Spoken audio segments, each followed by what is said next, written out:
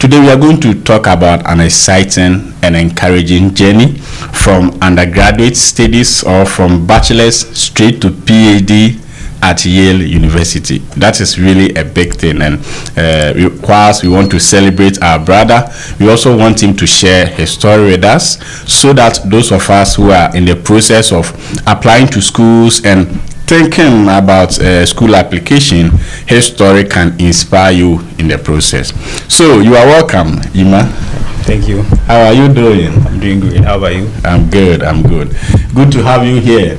Yeah, same here. I feel great. I was excited when I heard your news, when I met you, and during our conversation, you really inspired me, because I know the study abroad application process and everything that has to do with it, and getting the opportunity to study at Yale from undergrad straight into the PhD program. That is quite a journey. So tell us, where do you come from?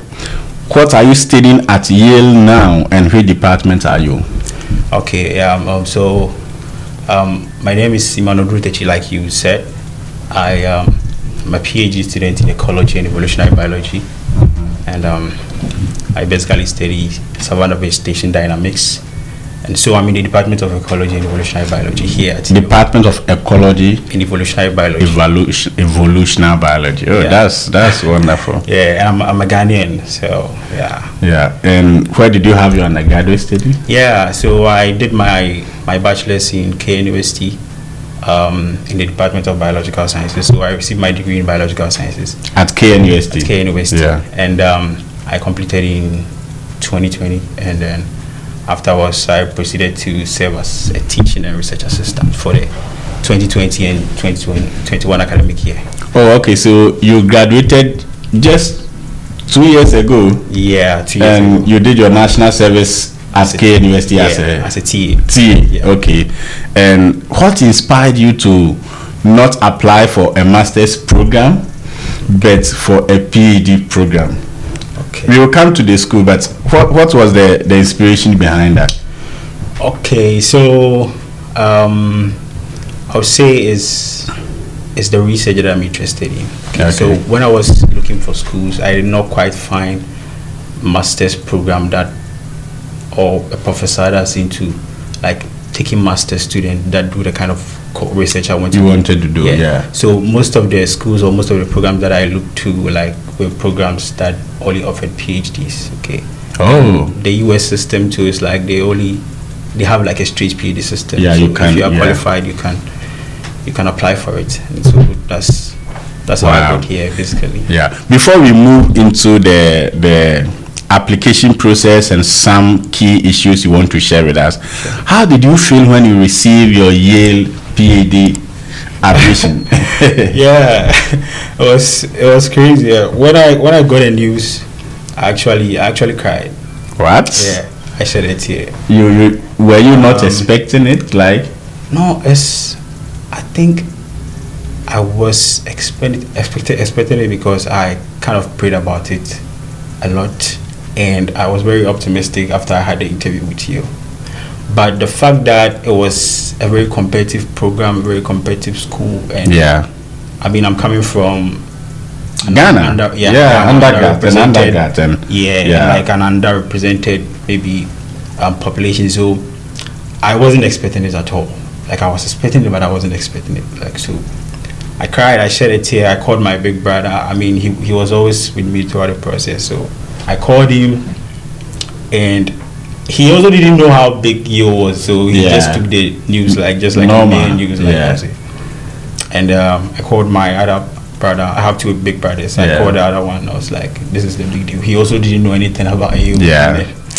So how big that was? Yeah, that was so a big just deal. The emotion. So I shed a tear, and I was so happy. So can you tell us how many schools did you apply to? Do you remember? Yeah. I applied to 5 schools. Yeah, I applied to Yale University, University of Notre Dame, Washington State University in St. Louis. Okay. University of Washington, and there's one other school that I can't quite remember. That's fine. Yeah. So how many schools did you get? Were you accepted in all these schools? Nah, I got into my 2 top choices. So you got into Yale and the University of Notre Dame. Notre Dame. Wow. You come to how you made the decision between Yale and Notre Dame. Okay. But tell us, I think most of the schools you applied to were top schools, right? What motivated you to apply to top schools? Like, let's come to the application process. In selecting your schools, what were the factors you were looking out for in selecting your schools? Yeah. So it was basically the research that I'm interested in. Yeah. So, I mean, like I said, I'm interested in savanna vegetation dynamics, and the programs that I was interested in here at Yale, or like the program I was interested in here at Yale, the professor is also one of like the top ranked professors in that field. Yeah. So it kind of like pushed me to apply to Yale, and even though it was a big deal. And then the University of Notre Dame too, the professor that I wanted to work with is also like, he works around that area.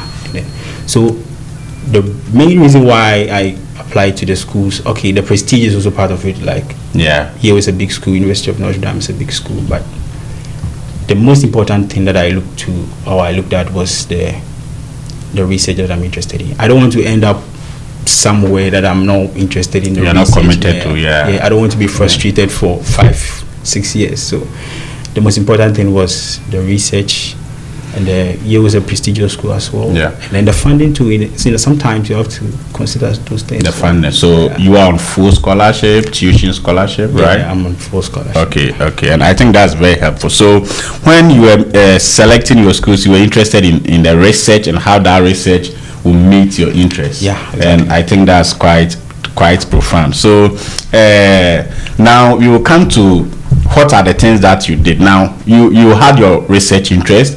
Yeah. You were able to select the schools. What are the requirements of the schools, the general requirements of the schools, and the materials that you submitted? Yeah, so almost all the schools required SOPs. Yeah, statements of purpose. Okay. Academic transcripts. Yeah. CVs. I think GRE. No, and also I think just one school required a GRE. And okay. What else? Recommendation letters. Yeah. Okay. So I think these are the basic things that all these schools required. So, and the good thing about it is that most of the schools that I applied to did not require a GRE, so it wasn't really like a thing that I was. Thing for you. So yeah, it's good, and I'm happy that you were able to go through it. Now we want to go through the process one by one, right? Sure. Now, first of all, coming from undergraduate, a lot of us believe that before you go into a PhD program, you must have a master's program.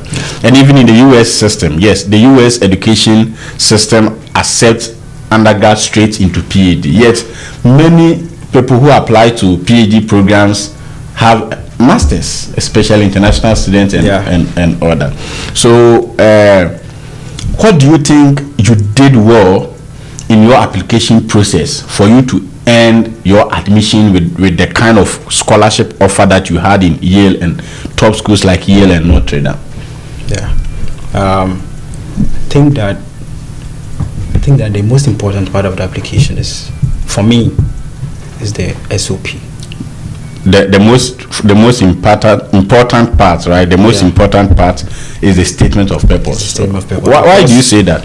Yeah, because I think that there are some things that you cannot change in the application. You cannot change your transcripts. Yeah. Okay. You cannot change your GPA. You cannot change your GPA. Yeah. If you have a low GPA, you can't change it. But there are some things that you can work around and improve on it. Like your CV, you can have more research exposure.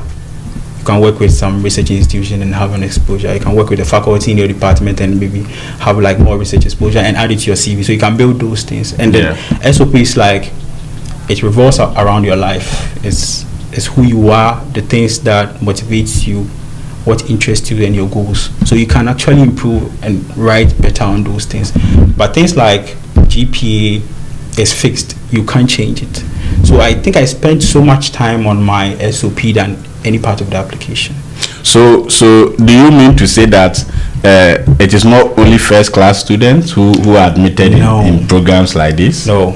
There's or in schools like Yale, you don't have to be a first class student You don't need to be a first class student or have like a top GPA before you get admitted to those schools.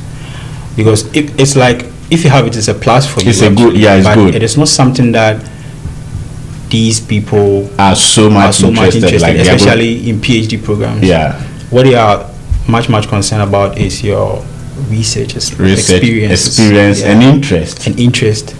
And how you want to apply it, the methods, and what you want to do after your PhD. Yeah. So if you find a research interest that closely aligns with maybe somebody in the department that you want to apply to, it actually kind of helps you. That you do not need to have like a top GPA or top GRE thing.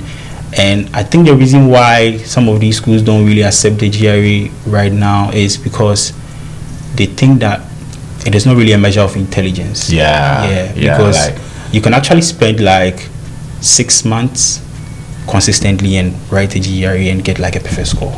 But there are some things that shows how consistent you are in your academics. Your GPA is one of them. It shows how consistent you are. Your research experience. It shows what you are interested in, what you want to do in the future, and things like that. So personally, like I said, I spend so much time on my SOP, and then you can also use the SOP to explain other parts of your application. So I really like it when you emphasize that you spend so much time. Because oftentimes we have seen a lot of people who apply to schools and they say, oh, this school do not require SOP. You don't need SOP. It's like people are so much interested in finding schools that do not require SOP. Even but you are not letting us know that the SOP is most important aspect of the application process. It's very important. The SOP is important, like I said, because it's the SOP is you. That is who you are. And that's it is through the SOP the school is going to know you. The admissions they want to know what you've done. The things maybe you've been through, your experiences, and how that inspired you to the things that you want to do now. So you can't, I don't know how this, but I've seen videos like that. People say, okay, they're applying to this school with no SOPs. Fine, I don't know about those schools, but if you genuinely want to maybe study in like a top school or have like a good graduate journey or something, graduate school journey, or have admission with scholarship and funding, I think that SOP is very important. You need to, because the person reading the SOP wants to know who you are. Okay, the things you are interested in, your long-term goals, your short-term goals, what inspires you to be who you want to be, and all that. You can't really take SOP out. You can't take SOP out. So in this case, I want us to focus a little bit on the SOP, because you are telling us that it is really a big deal, so that people who are watching, right, can find inspiration from it. I want to start from the point. Writing the SOP too is difficult. It's not easy. So how do you approach it? Like, how did you approach it? Because you are coming from undergrad, and you were competing with people who have done masters, who have a lot of experience. Yes, you also had experience, but you were competing with variety of people around the world. Yet you were able to go through the process. So how did you approach the writing of your SOP? Did you there are a lot of samples you can go and copy, and like, so how did you go about it? So my first draft, the first thing, or the first write-up I did for my SOP, I did it in like April 2021. So really? I spent wait you did your SOP in April 2021? The first sample, the first draft. School application starts in somewhere September, October. So why the rush? So roughly, you see, because like I said, personally, and I think for a lot of people who actually know how graduate school application works, I think the SOP is the most important part of the application. So I spend so much time on it. The CV, of course, you can use maybe 2 days, and the CV actually depends on the things you've done. So you can just and all that. But 30 minutes. The SOP, sometimes, because when you have that long time to prepare for your SOP or write your SOP, you have new ideas coming, new things to put in the SOP, and then you have to also give it to people that you feel like they can actually go to the SOP and make changes to the SOP. So you don't write it alone. It's like you write and give it to people to give you suggestions. Nah, you have to give it to people, because I had friends from my high school that actually reviewed my SOP a couple of times. I gave the SOP to them around October, but I wrote the first SOP when I wrote my first sample in April. Yeah. But when the application cycle was getting closer, I gave it to them. So I gave it to them around October. About 4 people. I gave my SOP to about 4 people, friends that I like came out from high school with. So who you can trust, you know they are good. Yeah, they do not necessarily have to be people in your field. Yeah. They just have to be people who actually can read and understand what you are trying to and then make changes. So I spent 8 months on my SOP. I gave it to people. I think there are even more than 4 people to review my SOPs. And the thing is, every person or everyone that I gave the SOP to came back with some changes that I even didn't see. Yeah. When I felt okay, this is the final draft that I'm sending. But okay, anyway, just review for me. But they still came back with changes and some things that I should just add to. So they enrich your SOP. They enrich my SOP. Okay, now you are saying that for you, when you were preparing, you push a lot of time in your SOP, so you started early, even before the application started. Now, how did you approach the SOP? Did you did you research? Did you read? Like, when you wanted to begin writing your SOP, if I'm watching and I want to write my SOP, what should I consider? Then before you come to what went into your SOP, like how do you approach it, content based, like paragraph, what are they looking at? The SOP, you have to consider things like an experience that is linked to the interest or your field of interest that you want to go into. Yeah, what has inspired the interest, your reason? I mean, of course, you've had so many experiences in life, but what's that one particular experience that kind of links you to the field of or the research interest that you want to work on? Okay, so I look at that, and also you look at things like, especially for PhD programs, you look at things like your research experiences, relevant research experiences. So maybe you did biology. For those of us who did biological science in K University, we do bits of everything in biology. So we do things in ecology, parasitology, and all that. But let's say you are interested in parasitology for your graduate studies, and you have research experiences in parasitology, ecology, and stuff like that. You have to link your parasitology research interest to the parasitology research experience you had. Okay, so that's what you put in your SOP. You can't put your ecology research experience in yours unless maybe they have a link. If they have a link, that's fine, you can add, but you just want to use an experience that is linked to your interest to it. And then also you may want to talk about something about the program that you think will help you, the resources available in the program, in the school that you think will help you. But I think you have to spend so much time on your research experience, the things you did, the findings that you made, and what you seek to, questions you have that you want to maybe do with your PhD or your master's or something.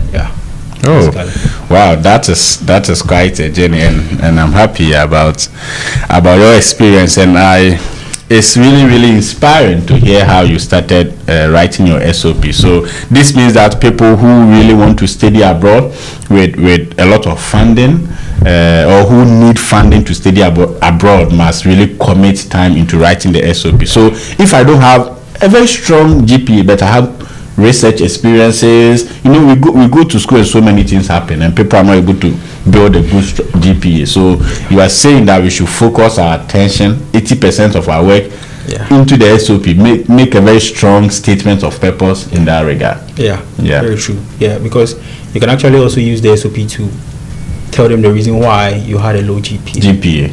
Okay, because like I said, SOP is everything. You have to. So maybe you lost a family member, you lost somebody very dear to you, and because of that you kind of lost track in your academic journey. You can tell them that, okay, so this is what happened. Because of that I was emotionally down and all that, so I couldn't maybe perform in the subsequent semesters and all that. But then you can also let them know that even though you fell back and you didn't perform so well, the subsequent semesters, you did this, you did that, and all that. People love to hear that. There's actually somebody in my department here who's like a second year PhD student who is in my department with like a third class. What?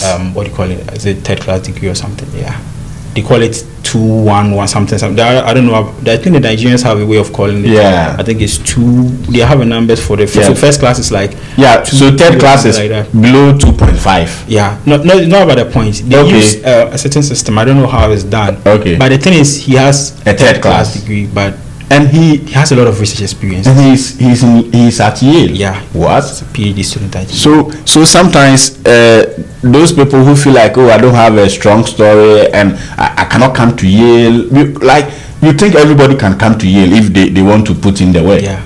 If you genuinely want to come, if you genuinely want to like work your way. Not just Yale, like top schools. Yeah. MIT, the MITs, the Stanfords. If you genuinely want to go to these schools, don't let anything like stop you. You have to put in a very strong application.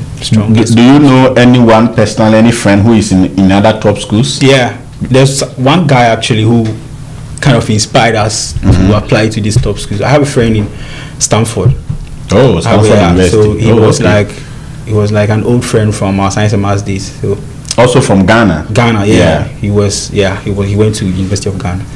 He had Stanford just like a straight PhD from like undergrad in 2020. So we used to speak to him, like me and my best friend back in the university. We used to speak to him like, Kwame, how do you do this? And I was like, even though I feel like you guys have like more research experiences, I think I should apply to these top schools. You get in one day. So he kept on encouraging us, inspiring us, do this, do that, and all that. So he's one of the motivating factors that compelled me to apply to these top schools. Yeah. So what it means is that sometimes we just have to be bold, put in the work, read around, talk to people, and apply to these top schools.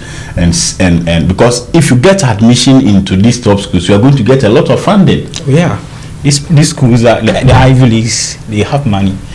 I mean, their endowments is so big, and they actually invest in their PhD students. Yeah, and so you don't really have to worry so much about working and paying for your fees or paying for extra costs and stuff like that. They kind of take care of everything. I mean, for some of the top schools that I know, like Yale, Stanford, Harvard, the Ivy Leagues and all these top schools, MIT, they will actually cover everything, especially for their PhD students. So you don't need to think so much of, unless maybe you have like an expensive lifestyle that their funding that they give you, you cannot really work around that, but they will take care of everything. Because personally, my advisor paid for my flight ticket. Wow. Your PhD advisor here. Paid for. That's amazing. So I didn't have to bother, but I was thinking about it, like, how am I supposed to pay this? I didn't have money. I spent so much money in the application process, paying application fees and paying CV fee when I got the funding. So I was thinking about plane ticket as well, and the dollar was also rising at that time as well, slowly, but then she paid everything for me. You can sometimes the school pays for you. The guy in Stanford, I think the school paid for his flight. And sometimes they give you money. Some of these schools, they give you money to even buy you a laptop to begin with. So that, aside the statement of purpose, you also had recommendations. And how important was recommendation also? Recommendation. I had recommendation letters from, I think one thing that people don't actually pay attention to is, like, especially if you want to apply to the PhD programs, you should actually get a recommendation letter from your undergrad advisor. It helps you a lot because you are going to like a research program. And the advisor that you're going to work with is like interested in what your work ethics, like what you did, how you do your things and all that. So it's not just about your academics, but your academics, how you can relate with people if you are okay to work with. So so they really want to sometimes see recommendation letters from your undergrad advisor or somebody that you've had some kind of research what do you call it, work with.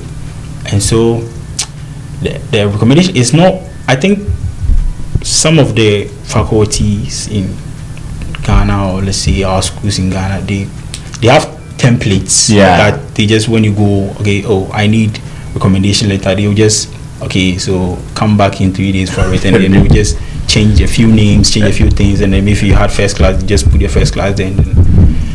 But sometimes what they need to do is actually what they need to do. Can I? Yeah. Just continue. Okay. Yeah. Sometimes. Yeah. What they need to do is actually like write things that are compelling to anybody reading the recommendation letter. Okay.